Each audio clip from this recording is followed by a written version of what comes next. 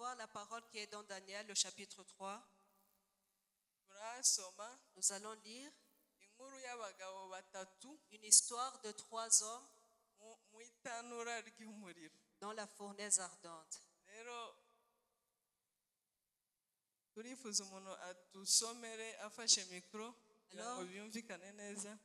j'aimerais quelqu'un qui lit pour nous tout en tenant le micro afin qu'on puisse l'entendre. Bienvenue.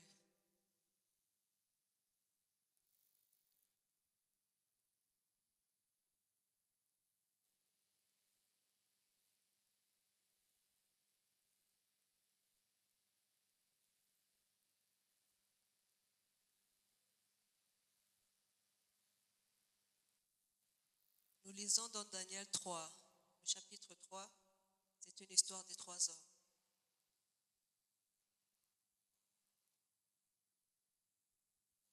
Danieli igice cya gatatu. Umwami Nebukadinezari yakoze igishushanyo cy'izahabu. Uburebure bwacyo bwari mikono 60, ubugari bwacyo bwari mikono 6, agihagarika mu kibaya cya Dura mu gihugu cy'i Babuloni.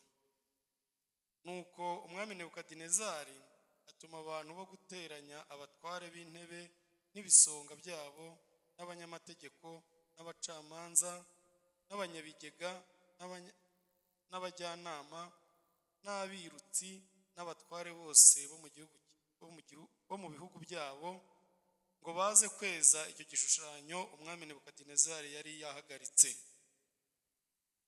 Nuko abatware b'intebe n'ibisonga byabo n'abanyamategeko n'abacamanza n'abanyabigega n'abajyanama n'abirutsi n'abatware bose bo mu bihugu byabo baraza bateranywa no kweza icyo gishushanyo umwami Nebukadinezari yari yahagaritse. Bahageze bahagarara imbere yacyo. Umuntu uhamya itegeko ry'umwami ararangurura ati, yemwe bantu b'amoko yose y'indimi zitari zimwe, nimwumve uko tubategeka. Ngo nimwumve amajwi y'amahembe n'imyironge n'inanga n'isambuka n'amabubura n'amakondera n'ibintu by'ubwoko bwose bivuga, muhere ko mwubarare hasi muramye igishushanyo cy'izahabu umwami Nebukadinezari yakoze. Ariko umuntu wese wanga kubarara hasi ngo aramye, ako kanya arajurwa mu itanura ry'umuriro ugurumana. Nuko abantu bose bumvise amajwi y'amahembe n'imyironge n'inanga n'isambuka n'amabubura n'ibintu by'ubwoko bwose bivuga, ab'amoko yose y'indimi zitari zimwe bubarara hasi baramya icyo gishushanyo cy'izahabu umwami Nebukadinezari yari yahagaritse. Uwo mwanya abakaludaya baza kurega abayuda, babwira umwami Nebukadinezari bati, nyagasani nyaguhoraho, washyizeho itegeko ngo umuntu wese uri bwumva amajwi y'amahembe n'imyironge n'inanga n'isambuka n'amabubura n'amakondera n'ibintu by'ubwoko bwose bivuga, yubarare hasi ngo aramye igishushanyo cy'izahabu, ngo n'umuntu wese wanga kubarara hasi ngo akiramye ajugunywe mu itanura ry'umuriro ugurumana. Nuko rero hariho abayuda wahaye gutwara igihugu cy'i Babuloni, aribo Saduraka na Meshaki na Abedenego, batakwitayeho nyagasani, ntibakorera imana zawe, kandi banze kuramya cya gishushanyo cy'izahabu wahagaritse. Nuko Nebukadinezari arakara cyane, ategeka ko bamuzanira Saduraka na Meshaki na Abedenego, nuko babashyira umwami. Nebukadinezari arabakabukana aravuga ati, mbese Saduraka na Meshaki na Abedenego, nimwe mwabyitumye kudakorera imana zanjye no kutaramya igishushanyo cy'izahabu nakoze? Nuko noneho nimwumva amajwi y'amahembe n'imyirongi n'inanga n'isambuka n'amabubura n'amakondera n'ibintu by'ubwoko bwose bivuga, mukemera kubarara hasi mukaramya igishushanyo nakoze, ni byiza. Ariko nimutakiramya, ako kanya murajugunywa mu itanura ry'umuriro ugurumana. Mbese imana iri bubakize amaboko yanjye ni iyihe? Saduraka na Meshaki na Abedenego basubiza umwami bati, Nebukadinezari, nta mpamvu ituma tugusubiza iryo jambo. Niba ari ibyo, imana yacu dukorera ibasha kudukiza mu itanura ry'umuriro ugurumana, kandi izadukiza ukuboko kwawe nyagasani. Ariko naho itadukiza nyagasani, umenye ko tutari bukorera imana zawe habe no kuramya icyo gishushanyo cy'izahabu wakoze. Nebukadinezari azamburanwa n'uburakari, mu maso he hahinduka ukundi, areba Saduraka na Meshaki na Abedenego igitsure, ategeka ko benyegeza itanura ngo rirushe uko ryari rikwiriye kwaka karindwi. Maze atoranya abanyambaraga bo mu ngabo ze, abategeka kuboha Saduraka na Meshaki na Abedenego ngo babajugunye mu itanura ry'umuriro ugurumana. Nuko baboha abo bagabo uko bakambaye amafurebo n'imyambaro n'imyitero n'ibindi bambaye, babajugunya mu itanura ry'umuriro ugurumana. Maze kuko itegeko ry'umwami ryari ryikubagahu kandi umuriro ugurumana cyane, bituma ibirimi by'umuriro bisumira abo bagabo bari bateruye Saduraka na Meshaki na Abedenego, birabica. Nuko abo bagabo batatu, Saduraka na Meshaki na Abedenego, bagwa mu itanura ry'umuriro ugurumana hagati uko bakaboshwe. Uwo mwanya umwami Nebukadinezari aratangara, ahaguruka n'ingoga, abaza abajyanama bati, harya ntitwajugunye mu muriro abantu batatu baboshywe? Baramusubiza bati, ni koko nyagasani. Arababwira ati, dore ndareba abantu 4 babohowe bagenda mu muriro hagati, kandi ntacyo babaye. Ariko ishusho y'uwa 4 irasa n'iy'umumarayika n'iy'umwana w'Imana. Nebukadinezari yigira ku muryango w'itanura ry'umuriro ugurumana, aravuga ati, yemwe Saduraka na Meshaki na Abedenego, mwabagaragu b'Imana isumba byose mwe, nimusohoke muze hano. Nuko Saduraka na Meshaki na Abedenego bahera ko bava mu muriro. Maze abatware b'intebe n'ibisonga byabo n'abanyamategeko n'abajyanama b'umwami baraterana, bareba abo bagabo, basanga umuriro utashoboye kugira icyo batwara, kandi umusatsi wo ku mitwe yabo utababutse, n'imyambaro yabo ntacyo yabaye, habe ngo wakumva umuriro ubanukaho. Nebukadinezari aravuga ati, Imana ya Saduraka na Meshaki na Abedenego ishimwe, niyo yohereje marayika wayo ikiza abagaragu bayo bayiringiye, kuko bigurukije ijambo ry'umwami bagahara amagara yabo, kugira ngo batagira indi mana yose bakorera cyangwa basenga itari imana yabo. Nicyo cyatumye nca iteka, kugira ngo umuntu wese wo mu moko yose y'indimi zitari zimwe uzavuga nabi Imana ya Saduraka na Meshaki na Abedenego azatemagurwe, kandi urugo rwe ruzahindurwe nk'icyavu, kuko ari nta yindi mana ibasha gukiza bene aka kageni. Ibyo bishize umwami yogeza Saduraka na Meshaki na Abedenego mu gihugu cy'i Babuloni. Amen. Alléluia. Alléluia. Iyi nkuru iratwereka abagabo batatu Cette histoire nous montre 3 hommes mu itanura ry'umuriro. dans une fournaise ardente. Alléluia. Amen. Rero insanganyamatsiko yacu y'uyu mugoroba Alors notre thème ce soir iravuga ngo icyubahiro cy'Imana dit que la gloire de Dieu nyuma yo kunesha ibigeragezo. après avoir vaincu les épreuves. Icyubahiro cy'Imana nyuma yo kunesha ibigeragezo. La gloire de Dieu après avoir vaincu les épreuves. Alléluia. Amen. Ibigeragezo bitandukanye ku mukristo Les différentes épreuves par lesquelles le chrétien passe, iyo abyitwayemo neza quand il se comporte bien, mu gihe gikwiriye arabitsinda, dans le temps convenable, il a la victoire sur ces épreuves. agatera indi ntambwe mu mwuka, Et il progresse spirituellement. kandi bigatuma ahesha icyubahiro Imana ye. Et cela fait qu'il glorifie Dieu. Haleluya. Amen. Nagiye mbona abantu batandukanye J'ai vu des différentes personnes nkurikije inararibonye mfite, selon mon expérience, bagiye bamaramaza mu gihe banyuze mu bigeragezo, qui étaient fermes dans les épreuves ntibibagushe mu cyaha, et qui ne sont pas tombés dans des péchés. bagiye babivamo bakomeye, Ils sont sortis de cela étant fortifiés, bakuze étant grands kandi bagahesha imana icyubahiro. et en glorifiant Dieu. Haleluya. Amen. Hari abageragezwa n'ubutunzi buje mu nzira itakwiye, Il y a ceux qui sont éprouvés par les richesses qui viennent dans des mauvaises voies. hari abageragezwa n'indwara, Il y a ceux qui sont éprouvés par les maladies. hari abageragezwa no kugambanirwa. Il y a ceux qui sont éprouvés par des complots. Ariko icyo nabonye Mais ce que j'ai remarqué, nuko igihe cyose umuntu amaramaje mu kudahemuka, c'est qu'en tout temps qu'une personne reste ferme dans la loyauté, ibyiza kuri we biba bimutegereje imbere. c'est qu'il y a des biens qui lui attendent dans le futur. Haleluya. Amen. Hano turabona muri iki gice cya Ici, gatatu ici, nous cyose voyons dans tout ce chapitre 3, ko habaye gahunda yo kuramya igishushanyo cy'umwami. qu'il avait été préparé de se prosterner et de louer un autre Dieu. Ariko kubaha imana kwa Sadrach, Meshach na Abdenego Mais la crainte que Shadrach, Meshach et Abdenego avaient pour Dieu ntabwo byabakundiye kubikora, ne leur a pas permis de faire cela. nubwo bari abatoni ku mwami.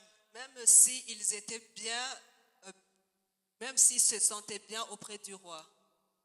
Hanyuma umwami abereka ko nta yindi mana yabakiza itanura ry'umuriro yari yateguye ku bantu bishe iryo teka ry'umwami. Et le roi leur avait montré qu'il n'y avait pas de Dieu qui pouvait les délivrer, qui pouvait délivrer ceux qui avaient violé les règles du roi. Nabo bamaramaza bamwereka ko imana bizera yabasha kubakiza. Et eux, ils sont restés fermes et ont montré au roi que le Dieu en qui ils avaient mis leur confiance pouvait les délivrer. Kandi nubwo itabakiza ntabwo byatuma bayihemukira bica itegeko bagiranye nayo yo kudasenga ibishushanyo. Et même si Dieu ne les délivrait pas, cela ne leur aura pas poussé à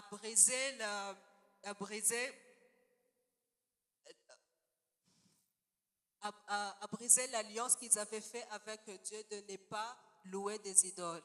Haleluya. Amen. Kandi cyagaragaye nuko imana yabakijije. Et après cela, Dieu les a sauvés, les a délivrés. Kandi hafatwa umwanzuro wo kubaha imana ya Shadrach, Meshach na Abdenego. Et après cela, le roi a pris la décision qu'il devrait respecter le Dieu de Shadrach, Meshach et Abednego. Icyubahiro cyose kigarukira imana ya Shadrach, Meshach na Abdenego. Et toute la gloire a été donnée au Dieu de Shadrach, Meshach et Abednego. Alléluia. Amen. Rero ukuri kuri muri ubu butumwa Alors la vérité qui se trouve dans ce message nuko mu gihe cyose tumaramaje kudahemukira imana, et que tout le temps qu'on est ferme dans la loyauté, dans notre loyauté envers Dieu, mu gihe duhura n'ibitugerageza quand nous rencontrons les épreuves, tubivamo dutsinze nous sortons de cela vainqueurs kandi imana yacu igakuzwa. et le nom de Dieu est glorifié. Alléluia. Amen. Rero dusuzumye uburyo butandukanye iyi nkuru, Alors si nous examinons les différentes manières dans cette histoire, turabona ukuntu imana itabara abayubaha kubw'icyubahiro cyayo. on voit comment la manière dans laquelle Dieu délivre ceux qui le respectent de sa propre manière, pour sa propre gloire. Turebye igice cya mbere muri hariya haruguru, Daniel igice cya gatatu umurongo wa mbere kugeza ku wa 12. Si nous regardons dans Daniel 3, le verset 1 et 2, aratwereka igishushanyo umwami Nebukadinezari yakoze. cela nous présente l'idole que le roi Nebuchadnezzar avait fait. Ushobora kwibaza ngo igishushanyo ni iki? Tu peux te poser une question, mais qu'est-ce qu'une idole? Igishushanyo ni ikintu kibajwe n'amaboko y'abantu. Une idole est quelque chose qui a été créé par les mains de l'homme. Ntabwo kiri mu byo Imana yaremye. Cela ne se trouve pas parmi la création de Dieu. Nta buzima kigira, Ça ne porte pas de vie, ntabwo kivuga, ça ne peut pas parler, nta nubwo kinyeganyega, ça ne peut pas bouger, kuko ni kibazanye. parce que c'est ce qui a été façonné. Alléluia. Amen. Mu yandi magambo ni igikorano.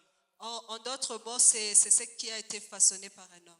Alléluia. Amen. Rero tukomeje iyo nkuru iri muri Daniel igice cya gatatu umurongo wa mbere kugeza kuri 12. Alors si nous continuons de lire de Daniel, le chapitre 3 du verset 1 jusqu'au verset 12, turabona umwami Nebukadinezari yakoze igishushanyo cy'izahabu, on voit que le roi Nebuchadnezzar avait fait une idole en or. atuma abayobozi batandukanye baze kweza icyo gishushanyo. Et après ça, il a demandé que toutes les personnes qui travaillaient dans l'autorité viennent se prosterner devant cette idole.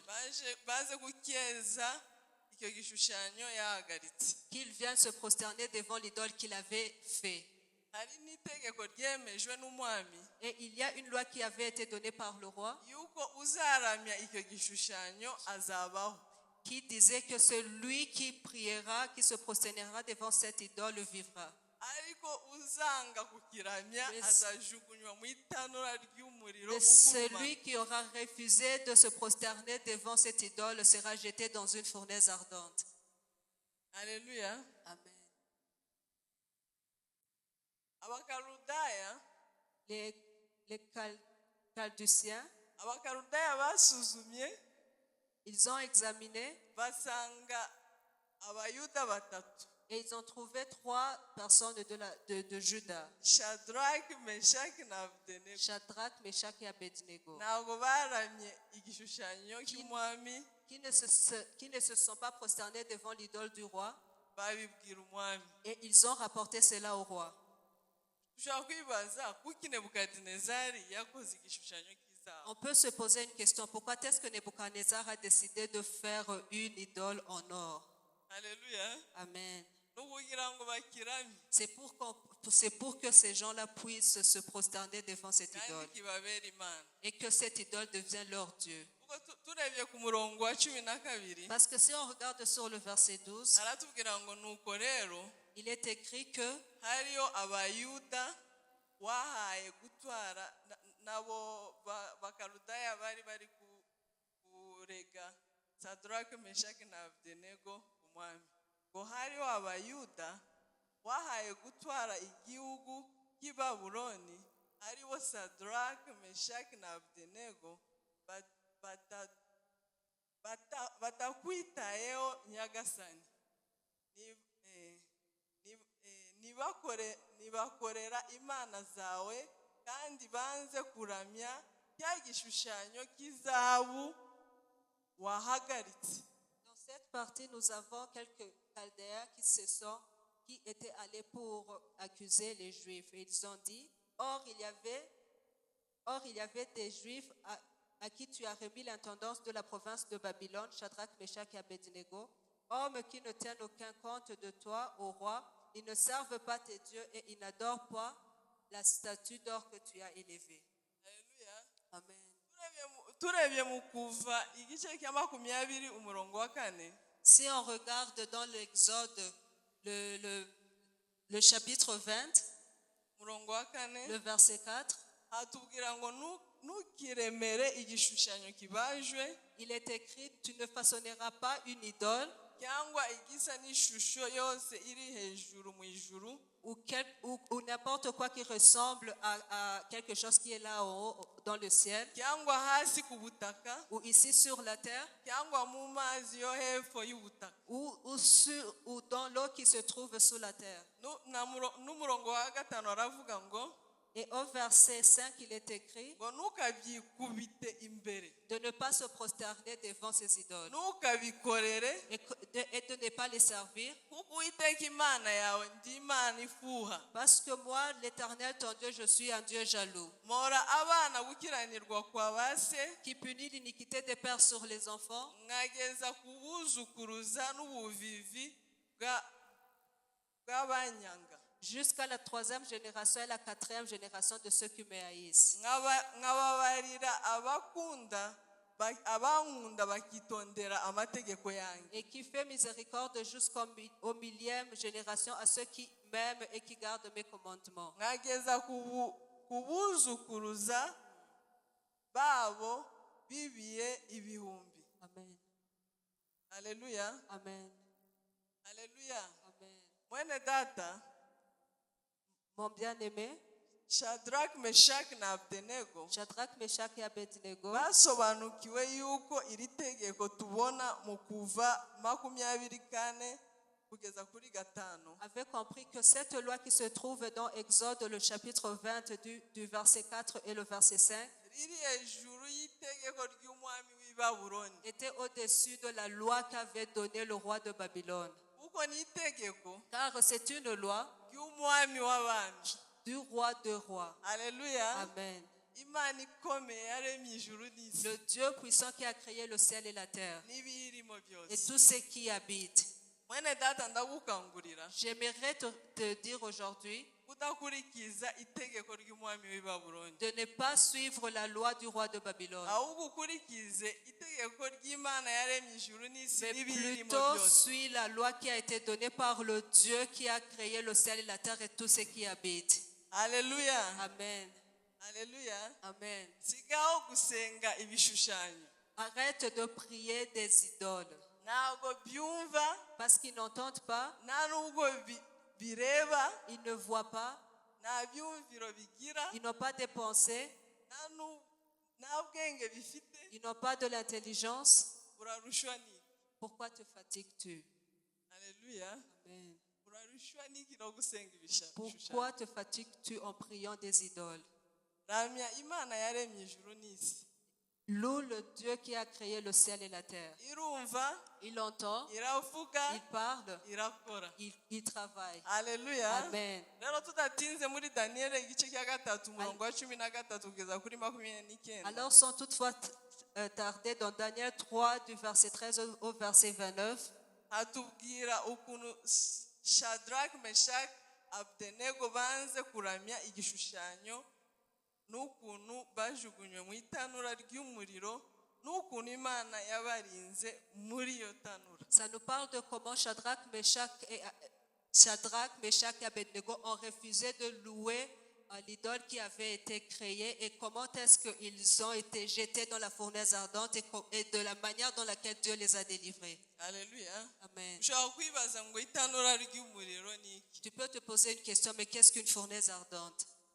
Itanura ry'umuriro Une fournaise ardente yari kimeze nk'igifuru kinini cyane ressemblait à un grand four aho hari umuriro mwinshi ugurumana. là où il y avait eu un feu dévorant. Muri icyo gihe abakarudaya, abasiriya nibo bakundaga gukoresha iyo tanura ry'umuriro. Dans ce temps-là, c'était les Syriens et les Chaldéens qui aimaient utiliser cette fournaise ardente. Haleluya. Amen.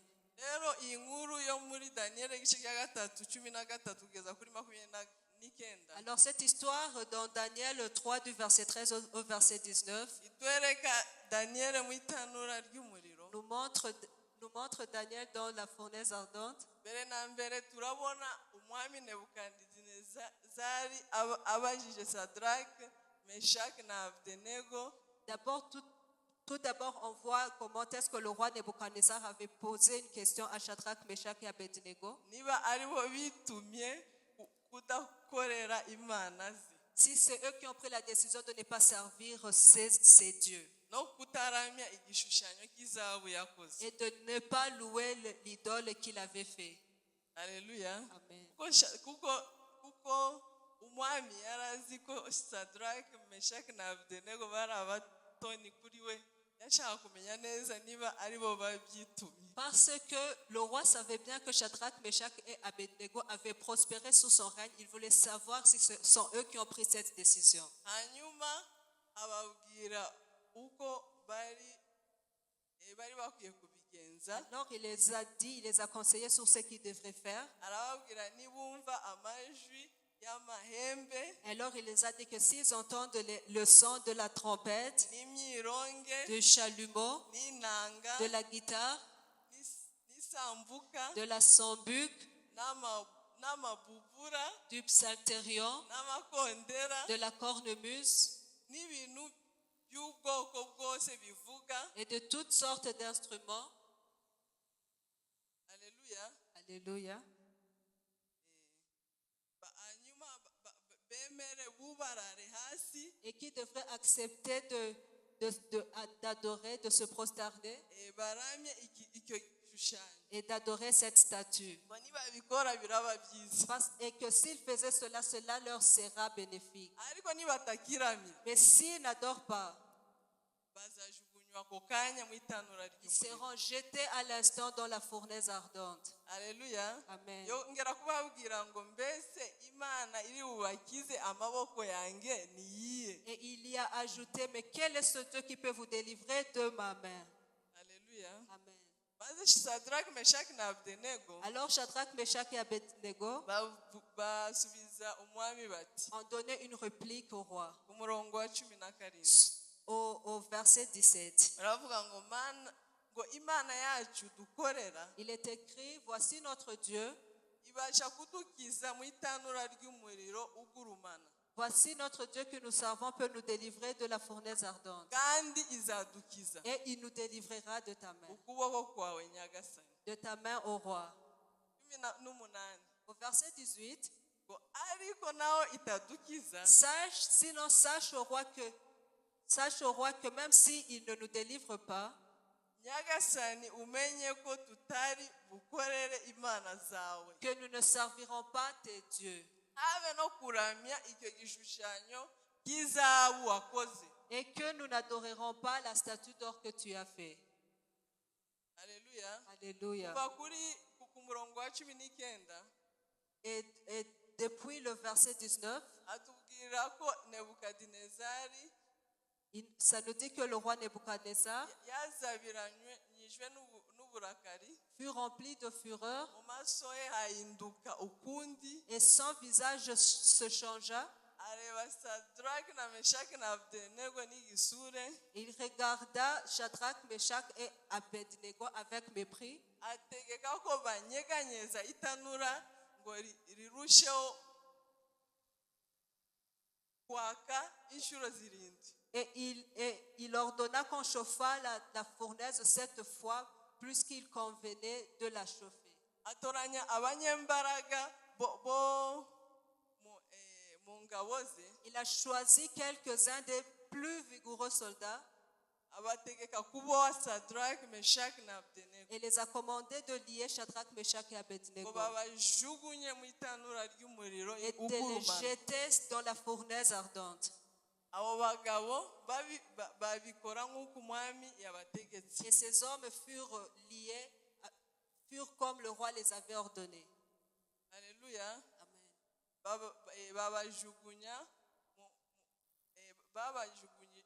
babajugunyemo bafite imyambaro yabo.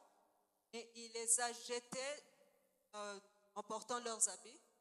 Kuko umuriro wagurumanaga cyane. Parce que le feu était très chauffé. Byatuma ibirimi byayo bisumira abo bagabo. La flamme tua les hommes qu'il en fait avait jetés. Ces 3 hommes dans le bisumira abo bagabo bari bateruye Shadrach, Meshach na Abednego birabica. La flamme tua les hommes qui y avaient jeté Shadrach, Meshach et Abednego et les a tués. Alléluia. Amen. Turebye ku murongo wa 24 Et si nous regardons verset 24, atubwira umwami Nebukadinezari. ça nous parle du roi Nebuchadnezzar. Batwereka ko Nebukadinezari yaratangaye. Ce verset nous montre que le roi Nebuchadnezzar fut effrayé. Rero ikintu cyamutangaje Et ce qui lui a fait effrayer, turakibona kuri uyu murongo wa 24. on voit cela dans ce verset 24. ngo yavuze ati Il a dit, harya ntitwajugunye mu muriro abantu batatu baboshe. n'avons-nous pas jeté au milieu du feu 3 hommes liés? Haleluya. Amen. Umurongo wa 25 aravuga ngo dore ndareba abantu 4 babohowe bagenda mu muriro hagati. Le verset 25 nous dit, eh bien, je vois 4 hommes sans lien qui marchent au milieu du feu kandi ntacyo babaye. et qui n'ont pas de mal. Ariko ishusho y'uwa kane Et la figure du 4e irasa n'iy'umwana w'Imana. ressemble à celle d'un fils de Dieu. Haleluya. Amen. Haleluya. Amen. Nebukadinezari yigira ku muryango w'itanura Nebuchadnezzar s'approcha de l'entrée de la fournaise ardente y'umuriro ugurumana aravuga ati et prenant la parole, il dit, yemwe aravuga ati yemwe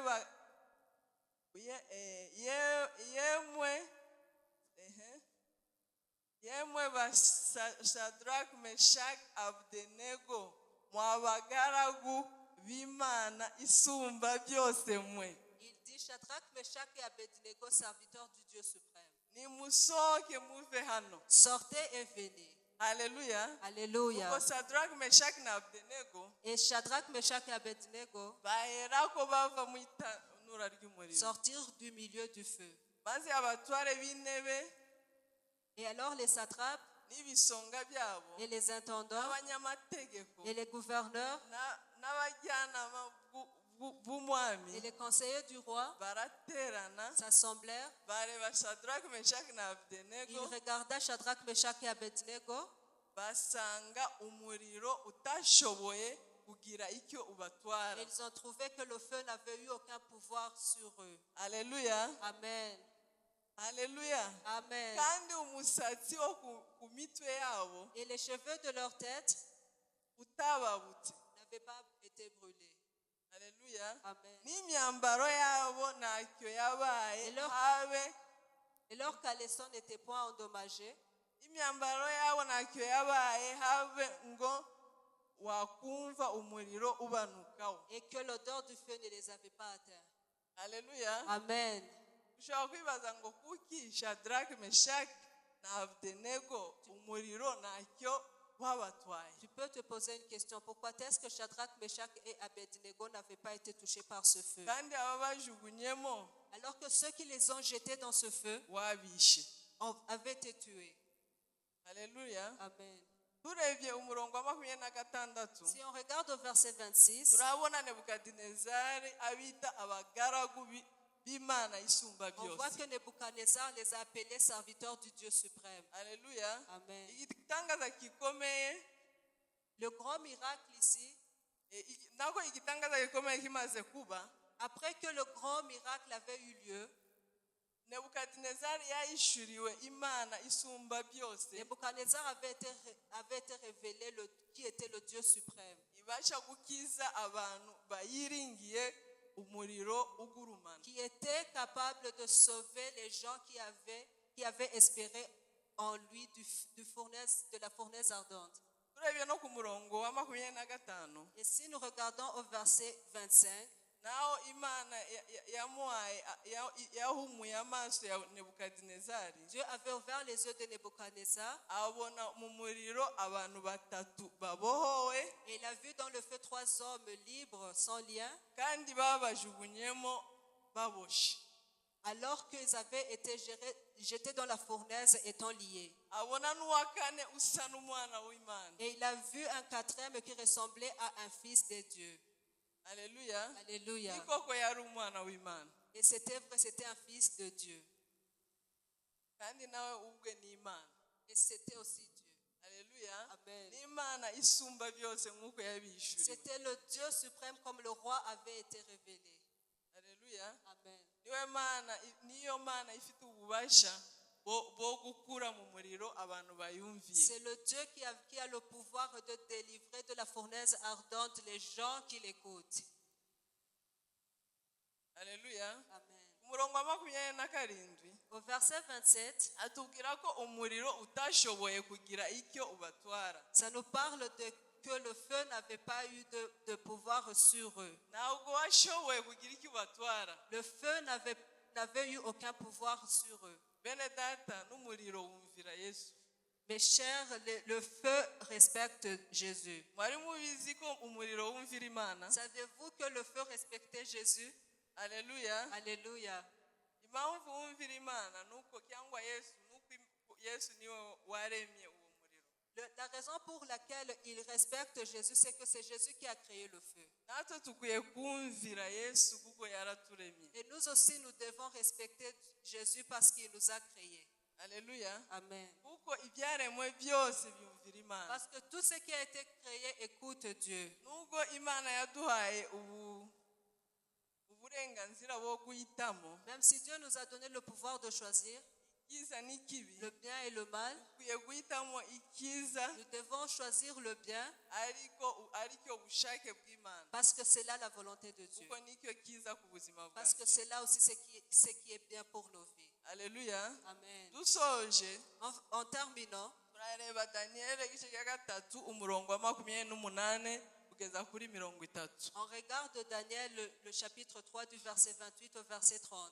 atubwira umwami ahimbaza imana ya Shadrach, Meshach na Abednego. Ça nous parle de comment le roi avait célébré le Dieu de Shadrach, Meshach et Abednego. ushobora kuvuga ngo kuramya imana ni iki? Tu peux te poser une question, mais qu'est-ce que adorer Dieu? Alléluia. Amen. kuramya imana ni iki? Qu'est-ce qu'adorer Dieu? kuramya imana ni ukubwira abantu imirimo ikomeye ikora. Adorer Dieu, c'est de dire aux autres les œuvres grandes que Dieu fait. umwanditsi wa zaburi yaravuze ko atazapfa ahubwo azarama kugira ngo atekerereze abantu imirimo ikomeye uwiteka akora. Celui qui a écrit le psaume avait dit qu'il ne mourrait pas, mais qu'il vivra afin de dire aux autres les œuvres que Dieu a fait. uko niko kuramya imana. C'est là adorer Dieu. Alléluia. Amen. noneho muri iki gice cya daniyeli igice cya gatatu 28 kugeza kuri 30. Alors, ici dans Daniel le 3 du verset 28 au verset 30, turabona nebukadinezari amaze guhishurirwa Kristo. on a vu qu'après que Nebuchadnezzar avait été révélé sur Jésus, imana ya Shadrach, Meshach na Abednego, le Dieu de Shadrach, Meshach et Abednego, umurongo wa 28 aravuga ati, au verset 28, il est écrit, ngo imana ya Shadrach, Meshach na Abednego ishimwe. béni soit le Dieu de Shadrach, Meshach et Abednego. Alléluia. Amen. ngo imana ya Shadrach, Meshach na Abednego ishimwe. Béni soit le Dieu de Shadrach, Meshach et d'Abednego. kuri 29 Au verset 29, aca iteka kugira ngo umuntu wese wo mu moko yose n'indimi zitari zimwe uzavuga nabi imana ya Shadrach, Meshach na Abednego azatemagurwe n'urugo rwe ruzahindurwe nk'icyavu. au verset 29, le roi a donné une ordre que tout homme ou tout peuple ou nation ou langue qui parlera mal du Dieu de Shadrach, Meshach et Abednego soit mis en pièces, lui et sa maison. Alléluia. Amen. hanyuma ashimangira avuga impamvu yaciye iryo teka. Et après, il a dit la raison pour laquelle il a donné un tel ordre. kuri uwo murongo wa 29 Dans ce verset 29, nebukadinezari yavuze ngo le roi Nebuchadnezzar a dit, ngo kuko ari na yindi mana car il n'y a point d'autre Dieu ibasha gukiza bene aka qui kageni. puisse se délivrer comme lui. Alléluia. Alléluia. ngo kuko ari na yindi mana Car il n'y a aucun autre Dieu ibasha gukiza bene aka qui kageni. puisse guérir comme lui. iyo mana tushobora kuyikomera mu On peut mashyi. acclamer ce Dieu. Alléluia. Alléluia. iyo mana yacu ni imana ikiza birenze. Notre Dieu est un Dieu qui guérit au-delà de nos pensées. Alléluia. Amen. umurongo wa 30 Au verset 30, atubwira yuko umwami yogeza Shadrach, Meshach na Abednego ça nous dit que le roi fit prospérer Shadrach, Meshach et Abednego mu gihugu cyose cy'i Babuloni. dans la province de Babylone. Alléluia. Amen. dusubiye haruguru ku isanganyamatsiko yacu. Si on retourne sur notre thème, isanganyamatsiko yacu itubwira notre thème nous dit ku cyubahiro cy'Imana nyuma y'ibigeragezo. sur la gloire de Dieu après les épreuves. Alléluia. Amen. dushobora kwibaza tukavuga ngo ni gute twatuma imana yacu yogezwa? ngo ni gute twatuma imana yacu yogezwa? On peut se poser une question, mais comment est-ce qu'on peut rendre le nom de Dieu, on peut faire pour que le nom de Dieu soit glorifié? Alléluia. Amen. twabibonye rero mu nkuru On a vu ya cela dans Shadrach, l'histoire Meshach na Abednego. de Shadrach, Meshach et Abednego. twabonye ukuntu umwami On a vu comment le roi yaciye iteka On a vu comment le roi a donné une ordre ko imana ya Shadrach, Meshach na Abednego Que le roi- ikwiye kubaho. que le Dieu de Shadrach, Meshach et Abednego devrait être respecté. Alléluia. Amen. umusaruro byatanze Le résultat que ça a donné, nuko abo bagaragu b'Uwiteka c'est que ces serviteurs de l'Éternel, batsinze bigeragezwa avaient vaincu les épreuves batera indi ntambwe mu gukura mu mwuka et qu'ils ont fait un autre pas dans leur croissance spirituelle kandi bamenyekanisha imana yabo et qu'ils ont fait connaître leur Dieu mu batayizi parmi ceux qui ne le connaissaient pas. bayimenyekanisha ko ikomeye Ils ont fait connaître leur Dieu qu'il était un Dieu très fort, ishobora byose qui est tout puissant.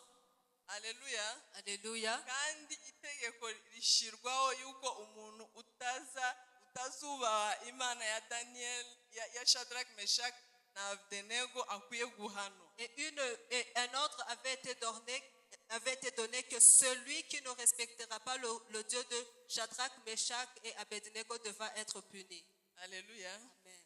Rero mwene data, Alors, mon frère en Christ, ma soeur en Christ, nawe imyifatire yawe mu batazi imana yatuma imenyekana. ta conduite parmi ceux qui ne connaissent pas Dieu, est-ce que ça pousse aux autres de connaître Dieu? Cyangwa ituma imana igawa. Ou est-ce que ça déshonore Dieu? Ese intego yawe ni ukumenyekanisha imana Est-ce que ton objectif est de faire connaître le nom de Dieu mu byo ukora à travers ce que tu fais, maze benshi bagahimbaza cyangwa afin que plusieurs le célèbrent, cyangwa ni ukuyitukisha ou est-ce de le déshonorer kubw'imyifatire yawe mibi? à cause de ta mauvaise conduite? Haleluya. Amen. Rero tugiye gusenga. Alors nous allons prier. Niba uri hano Si tu es ici ukaba ushaka ibyo uvuga et que tu veux de quoi parler, tekereza de quoi penser, ugambira mu mutima de quoi planifier dans ton cœur, n'ibyo ukora byose bihesha imana icyubahiro, afin que tout ce que tu fasses puisse glorifier Dieu, ugiye kubisaba imana. tu vas demander ça à Dieu. Haleluya. Amen. Urabisaba imana, Tu vas demander ça à Dieu. hanyuma nanjye ndasenga nyuma. Alors moi je vais prier après. Reka dusenge. Prions. Uwiteka Mana, Éternel Dieu des armées, ndagushima Mana. merci beaucoup Seigneur Papa pour la parole que tu nous as donnée en ce jour. Je crois Seigneur Père que cette parole est pour nous aujourd'hui Seigneur. Je te montre notre cœur Seigneur Papa afin que nous puissions Papa la recevoir éternelle. Afin qu'elle puisse porter Seigneur Papa de fruits en nous Seigneur Père. Éternel Dieu des armées, aide-nous Seigneur Papa à être loyal Père. Même éternel dans l'épreuve Seigneur Papa. Aide-nous, Seigneur Papa, à porter des fruits, Seigneur Papa, en toute saison, Seigneur. Quand nous passons dans des bonnes choses éternelles, que nous portons du fruit, Seigneur Papa, que nous ne déshonorons pas ton nom, Seigneur éternel, alors que, Seigneur Papa, tu nous auras bénis, et que nous ne déshonorons pas ton nom, Seigneur Papa, alors que, Seigneur Papa, nous serons en train, Seigneur Papa, de passer par les épreuves, mais qu'en toute saison, Seigneur Père, nous te rendons gloire éternelle. En toute saison, Seigneur Papa, nous te glorifions, Seigneur Papa. Oui, Seigneur éternel, car tu ne changes pas, car ta parole ne change pas, Seigneur. Éternel, ta parole, Papa, ne dépend pas, Seigneur Papa, de comment je me sens. Elle ne dépend pas, Seigneur Père, de ce que je vois. Elle ne dépend pas, Seigneur Papa, de mes succès, Seigneur Papa. Éternel Dieu des armées, elle reste intacte, Seigneur Papa. Elle reste intacte même dans les épreuves, Seigneur. Et toi, tu ne changes pas, Seigneur Papa. Amen. Mana data, Dieu notre Père, abana bawe baciye bugufi tes enfants qui se sont humiliés devant toi, bagusaba kubafasha ngo ubuzima bwabo te demandent de les aider afin que leur vie quotidienne te rende gloire. Que Dieu te fasse cela pour eux. Que tu fasses cela pour eux selon ta grâce. Au nom de Jésus. Amen. Amen.